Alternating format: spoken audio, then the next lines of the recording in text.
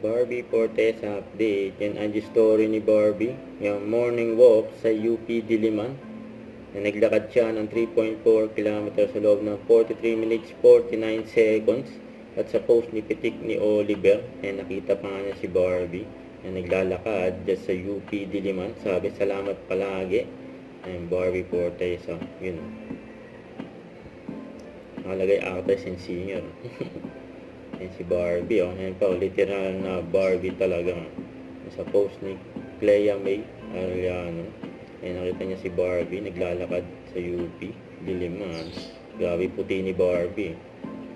Ayan, back view pa lang yan, At ID story ni Barbie after niya maglakad sa UP Diliman. Pilates naman siya.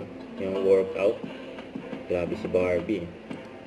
Behind the scene picture ni Barbie for McDo, may pangat si Janra. Saka may pamakdo ang McDo. At may handaan pa nga kasama mga sparkle artists. Grabe yan, Nakagutom. Don't forget to subscribe and click the notification bell for more update. This is Richard Reaction Vlog. Stay tuned for more videos. See ya.